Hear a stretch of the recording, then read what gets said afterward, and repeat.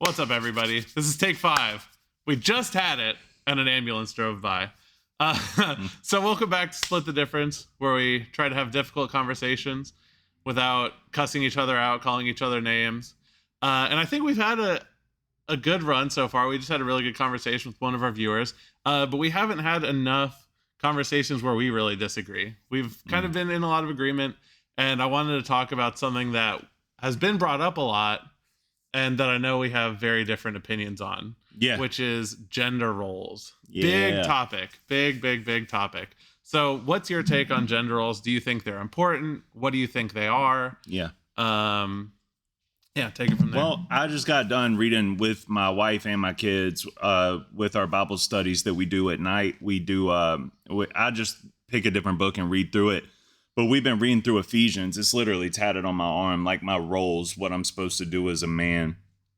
Ephesians 5:25 says, "For husbands to love your wives as Christ loved the church and gave himself for it." But beyond that, biblically speaking, we have a construct and a code where we are supposed to protect, provide, and be the priest of our households. I think that with that comes a certain type of mindset that you have to have that drives you. Kaylee might be trying to get on camera for the first time. No.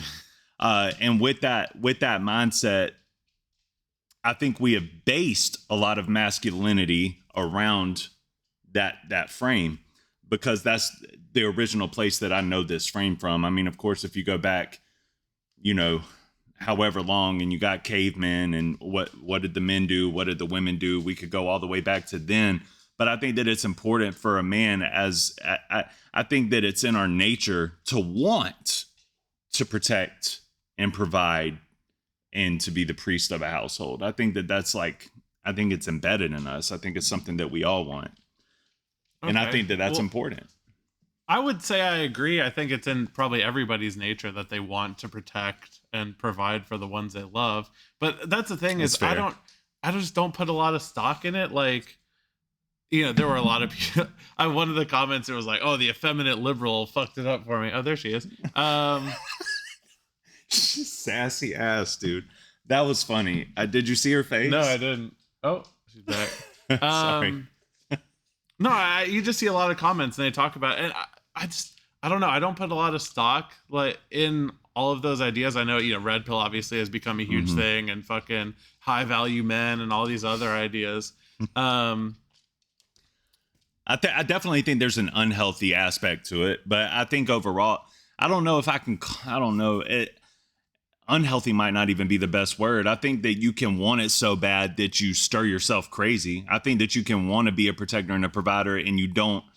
And I think it's beyond protect. Like, let's get into the specifics of it. What do you need in order to protect, right? Like, of course, a mother wants to protect her children.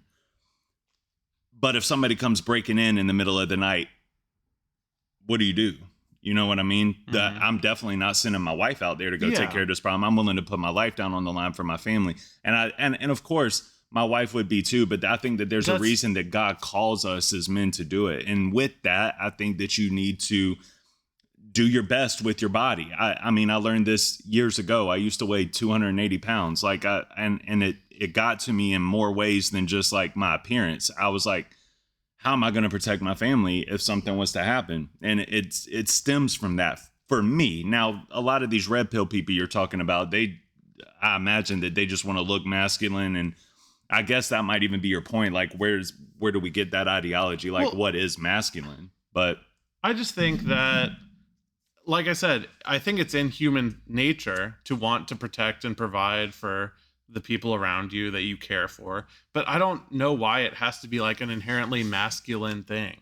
I just don't understand that correlation. Like you said, like if you were sick or something like that, and disabled, say, you're older or something like that, or you just have like a broken leg and someone breaks in, your wife would totally, grab a gun or a baseball bat and fucking get the fuck in there and do what needs to be done, right? Right, but without the basic principality of what it is, who determines who goes out there? You know what I mean? If we don't have if you're saying that like the masculine side of things doesn't really matter, then why not just send my wife out there anyway? Well, because I think the most physically capable person should do it, and oftentimes that is the dude. Like, Yeah, you've got the oftentimes. best bet. And truthfully, sometimes it's not. Sometimes it's not the man, but you have a duty and a responsibility to be that way. According to that's my way of thinking, though. That's my way of life, and I think that our country is, largely founded upon the same principles and the same guidelines, biblically speaking. But I think that it's important to take care of your body. I think it's important to work out. I think that you should be at your best so that you can deliver on these things. Otherwise, I don't know what the point is other than just being sexy. How does the you know what I mean? How does the what's your societal definition of masculine then? Like, I would say fucking, bearded guy, big, likes to drink beer, likes sports, drives a big fucking loud car. Mm-hmm. Like, how does all that tie into masculinity, and how important do you think any of that is? Because I think that's where like an unhealthy amount of the focus on masculinity has been, is like the flashier stuff, like you talked about, like being sexy, whereas like there's very little, if any, focus on like the actual providing, protecting, aside from the like, oh, you're a high value man, therefore you can get any woman you want, is like the extent of the providing part that people actually talk about. Well, I definitely think that there's a line there. I don't think that you have to have the beard. I don't think that you have to be masculine. I mean, looking at Henry Cavill as Superman, you know what I mean? No beard, very masculine. I don't think that you have to have, but you have to have one of them. Yeah, I was about to say, you got to have some of it. I don't think you need a fast, fancy sports car. I don't think you need the loudest car. And I think that there is an unhealthy tug there where you start getting so enveloped within your own masculinity that you forget that like you said, you get away from the responsibilities, you get away from the duties, and you start kind of hyper focusing on yourself. I think that that's not masculine. My definition of masculinity would be a man that protects, provides, and is the priest of his household. To me, that's the tip of Now, I don't think that I don't think masculine is like shaving your armpits and your legs. You know what I mean? I've seen some masculine men shave their legs for, the purposes of cross country or running or trying to trim off some time, whatever that is. But still, I'm not shaving my legs. And that comes with the picture of it, right? Where I'm like, that's not masculine. Being courteous with what I said there, but that's not masculine to do that. You know what I mean? Yeah. So I'm not going to do it. But I don't know. I think it's a weird spot where like, should dudes be worried about like going out with their boys and instead of drinking beer, they get like a fucking strawberry margarita? Which, you know me, bro. I'm shameless. Yeah. I'm not dodging the gay allegations if people look at the cocktails I order. Actually, like, bro, I don't think you should be shameful about shit like that. Just because like you like what you like, man. It has nothing to do with who's fucking you in the bedroom. Like, but that's also why you're gonna have people that are gonna come on here and be like, he's gay. You know what I mean? Yeah. Which I don't. But I think that it's more masculine of you to not care what they think. I really do. I think that that's a big part of masculinity as well, is to be comfortable within your own bounds. And I think that there's a lot of people out there that have great bodies, big beards, that are still uncomfortable with themselves ultimately because they don't have anybody to protect and provide for a lot of times. So do you think the whole like new wave of anybody can be the provider and anybody can be the stay-at-home partner is like harmful? Like, yes. Like where's the harm in, say there's like a woman who's a CEO, she makes all the money, and the guy stays home and takes care of the family? Like, who is being harmed in that? It depends on that man's spirit. It depends on his and the woman's. Because if I'm going to be all the way transparent and real and get out of my own comfort zone a little bit here, I think that the ultimate goal, if you ask most women, I think that most women would say they don't want to work. I mean, most women would say that. I think most people don't want to work, if we're being real. I want to work. Yeah, but you're an exceptional case. You're like one of the very few people who want to work 7 days a week. I don't even necessarily just want to work. I just want to grind. I want to grind, and it's for my family. And if my wife wants to stay at home and work, I want to at least try to make it so that she can. Now, right now, with the way that our country is and the way everything is right now, I can't. I wish I could. I did it for a little while. Remember, I had her. She stayed at home for about 8 months to a year. And it was really difficult. It was really hard, but I did my best. And I think that it it really just depends on what is masculine to you, because that's the question. Because if a lot of men can be totally and utterly masculine, but if they have their own self-doubt. So I think still just where is the harm is the question. Oh, that's right. Where's the bad? Because I think there's a lot of criticism from, the red pill and the right that, this new wave feminism is ruining America and anybody can do any role that they want. Like, I just don't see the harm. All right. So the harm would be that if that woman inherently wants to stay at home and take care of her children and take care of her family, and she can't because she has to go out and work, I think that that's going to do something to her mentality and her spirituality to where she doesn't. But what if she wants to? Now, if she wants to, that's different. She should be able to. I'm not one of those types of men. But what I'm trying to get to is that the man, I can tell you for me specifically, for sure, I think that men want to provide. I think that most men, if you ask them, would you rather provide for your family or have your family provide for you? I think most men would say, I want to provide for my family. Now, if it's one of those rare cases where, the wife or the girl makes, or the woman makes, $200,000 a year, both are covered, he stays at home with the kids, I definitely don't think of that man as less masculine. But I think over the course of time, he will find himself unhappier than he would have been if he was to go out and work like the biblical code teaches us to do. Yeah, I just see it so differently. I want to be with somebody who has their own goals, their own aspirations, makes their own money. And if it came to it, obviously, and we had a family and stuff like that, and she had to take some time off, I would be totally supportive of that. But I don't know. I've done so much dating, and so many of these chicks just seem to have no goals. And I can't even say I don't. That comes with being in the South, right? Yes, 100%. So super traditional, super conservative. Their entire goal in life is to be a fucking stay-at-home mom. Mm-hmm. And no offense to anybody who wants that, or no offense to anyone who likes. No, it's a good thing. It's not my bag. It's bountiful. It's beneficial. I think that that's also what's wrong with a lot of our kids. Why our kids are acting up. Why, a lot of kids are troubled, and a lot of. But do you think it's I think there obviously is a lot of good to being a mother and taking care of a family. Of course. But with your daughters, do you not want them to have aim higher, or do you want them really to just marry a doctor and stay at home all day?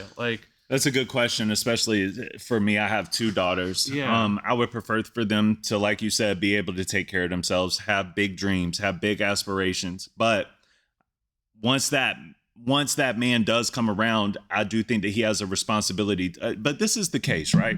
I do think this is my main three, right? Like I said at the beginning of the video, masculinity to me means protect, provide, be the priest of your household. Now, there's many different ways you can protect. There's many different ways you can provide. And there's there's one way to be the priest of your household. But with the protection and the provision, largely, I don't feel like I am the sole provider of my household, right? Me and my wife split some bills. I take care of a lot. She takes care of a lot.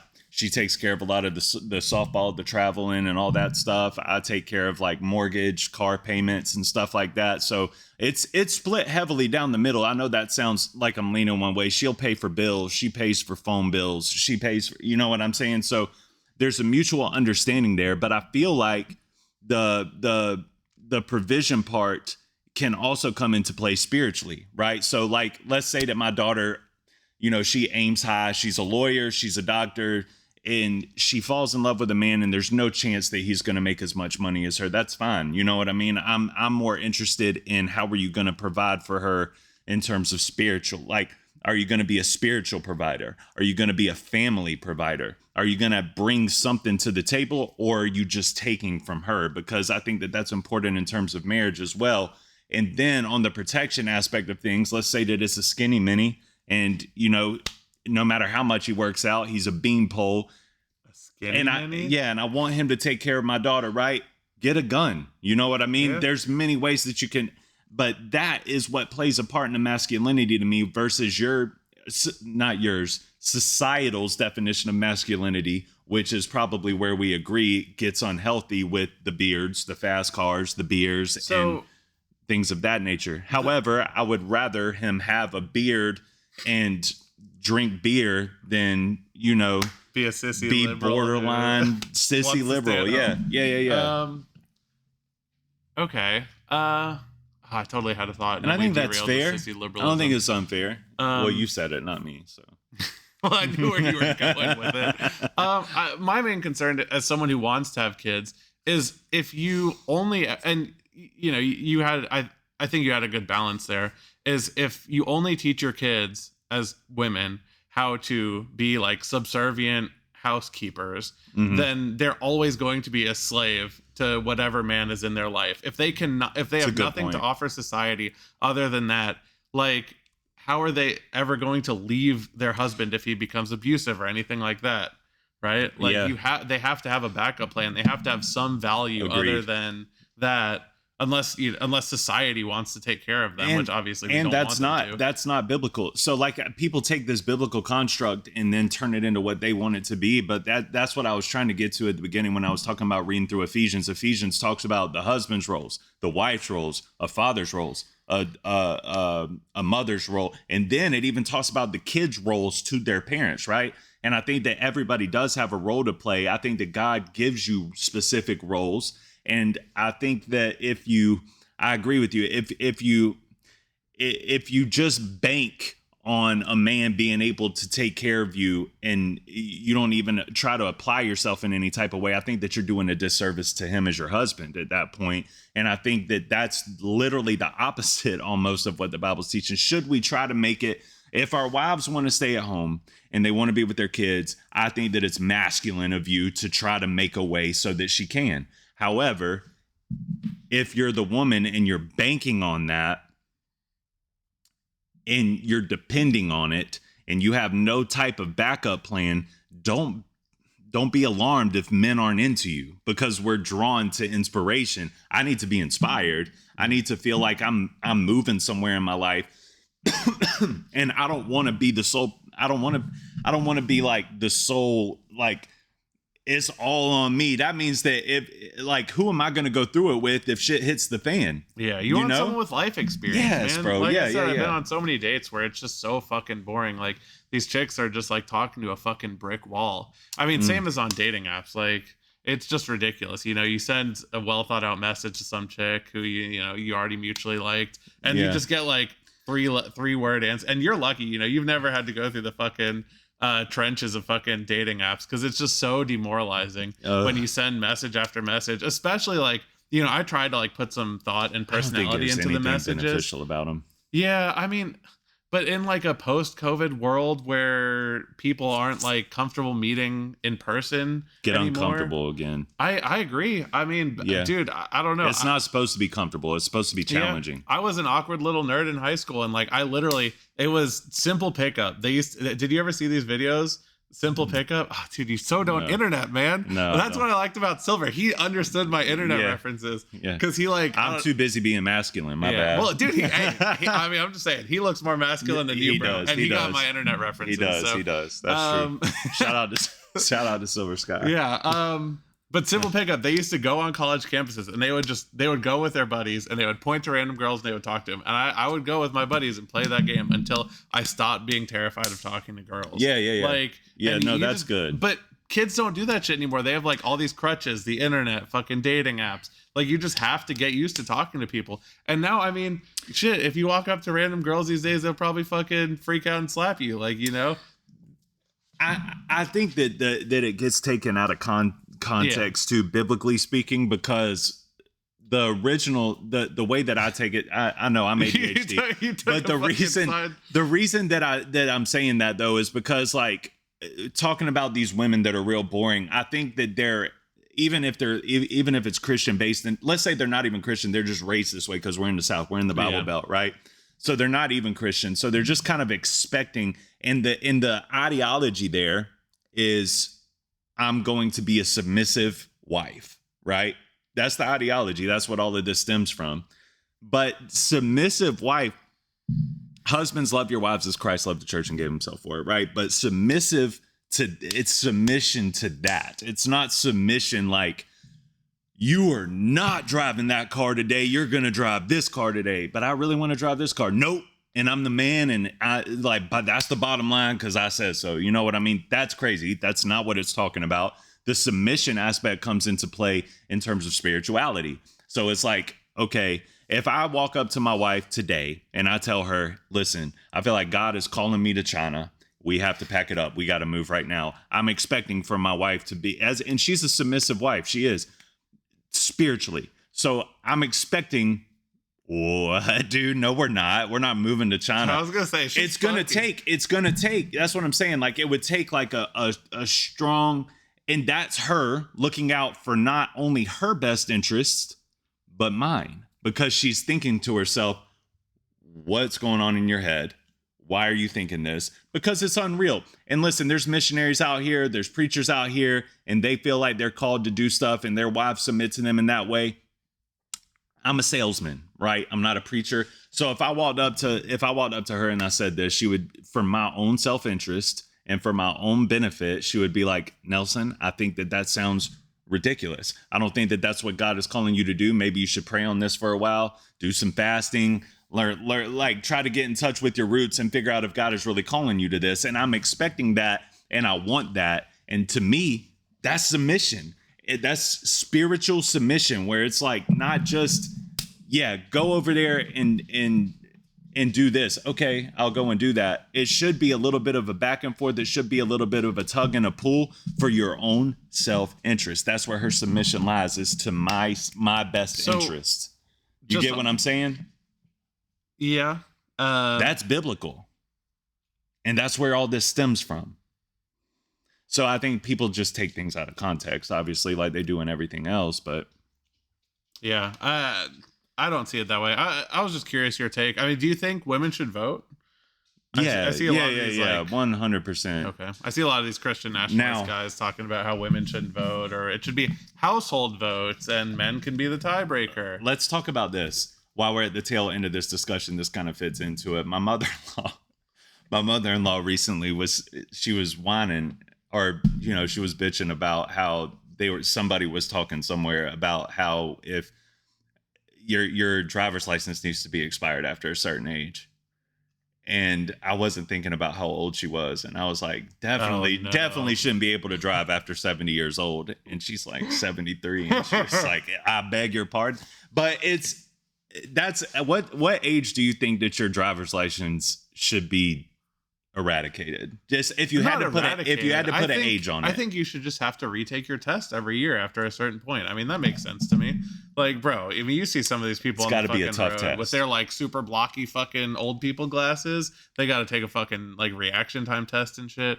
Yes, yeah. That would be good. I think maybe like I don't. It would have to be scientific. Like I would say at a certain point when like the average person stops losing like a certain level of motor skills, maybe like 65, 70. All right. So speaking of masculinity, my grandpa, he got pulled over one time. I was driving behind him and a cop came and pulled in between me and him. I don't know if I don't know where the cops saw him or where they were coming from, but my grandpa was swerving all over the road, and we're on a country road, so I wasn't paying no attention to it. And this cop pulls behind him, pulls him over, and the cop just straight up asked him, was like, "You been drinking?" And my grandpa was like, "Well, no, I think I just fell asleep." Right. And it wasn't intentional, but he was just being honest. You know what I mean? And they didn't even take his license from him then. They're like, "Be safe getting home." And that's my scary, point. Bro. That's scary. And how old until you just start falling asleep behind the wheel? I'm 35 and I feel like I'm falling asleep behind the wheel sometimes. I got to pull over and stop. But the older you get, the harder that gets to. How did we get here? I just ADHD, baby. Yeah. But back to the original point. What is masculine? To me, masculinity is protection, provision, and being the priest of your household. I respect that. Yeah. I disagree. I mean, I have a more what is masculine liberal. To you? Is masculine to you what you're saying about them? And in that case, do you not even care about being masculine? Yes. Yeah. Okay. I think I agree with that's most people that it's just like all the superficial, drink the right thing, present the right way, drive the right car, like the right things, and I just don't really give a shit about it. Well, let me ask you this then. Is when you get married, is protection important to you? Do you want to be able to protect? For sure, yeah. Do you want to be able to provide if you need to? Yeah. And But do I would you expect ultimately the same thing of with my girlfriend. with the term? Okay, fair enough. But with the terms of what I just told you, like submission would be, would you want to be the priest of your household in a way where your wife is submissive to you in that way? It's a bad question because I'm not religious. So. It doesn't have to be. Well, I mean, I know you don't want your wife to be submissive to you in the way of the other people's way of thinking. So how's a fair way to say this? Like if you I mean, if we had a big decision, like you're using your example, say one of us wakes up in the middle of the night and decides we got to move to fucking China for, business, or, know, I've got a great business opportunity, whatever it is. I mean, I would expect it to go the same way as you said, where like, one of us would be like, what the fuck are you talking about? Yeah. Like, this is crazy. But do you want it to be a ride or die situation? Or do you feel like if she didn't agree that you still move on about your way and she moves on hers? And I have a point in why I'm asking this. I think it would be, I think if we love each other enough, then we would follow through, but it wouldn't be because one of us should be submissive to the other. It's because we want to be with that person. Which is submission to me. Oh, well, see, that's submission. I feel like me. then at that point, the definitions have become like what's the best interest of this person that I care about and love for? That is submission. So then are you not submissive in a sense to your wife by protecting them? By protecting her? Even though I'm not called to be submissive to her, yes. Yeah, I would feel like I'm still it's still a submission of sorts. I feel like you're using submissive as like a synonym for like serving or something in a sense, like taking care. I don't know. Mm-hmm. Okay. That's the way that I look at it. Serving the spirit within, because I'll tell you why. Because husbands, love your wives as Christ loved the church and gave himself for it. That he literally submitted his life. You know what I mean? And if my wife is the church and her call is to be submissive to me, I think it's in the same way we're called to be submissive to Jesus, you know? So I think that but I think people take things out of context and out of term. And it's real easy to say, that's right, bitch, you're going to do what I say. You know what I mean? That's ridiculous. I don't think that that's healthy. I don't think it's beneficial. And I think it's a net negative for your whole household, honestly, especially if you have daughters. Yes. I think it's okay to be called out even when you're not. And I think that that's her job. That's her job, man. I think that's a lot of what the red pill has lost these days is like the woman needs to be unquestioningly submissive to people. And it's insane. I mean, bro, especially with the way politically people are trending these days, with women trending further left and men trending further right. I mean, they're going to be fighting for like 20% of what these 50% of guys are going to be fighting for like 20% of women. They are. And they're going to be or even higher percent of guys, rather 70% of guys and fighting for 20% of women. They're fucked. Yeah. And they're going to be like incels and, birth rate's going to go down. So I wish them luck. And that's where we come into agreement. Yeah. Yeah. All right. Well, thank you guys for watching this one, man. It's been a pleasure. Split the difference. Don't forget to like and subscribe. And it helps the channel grow. We need you to help our channel succeed. Without you, we have no hope. True. And let us know what you think in the comments. Yeah. Do you agree with me and disagree with Dylan? That's been the trend so far. Or do you agree with Dylan and disagree with me? We've had very few of those people. But get in the comments. Appreciate y'all, man. See y'all later, man. Peace.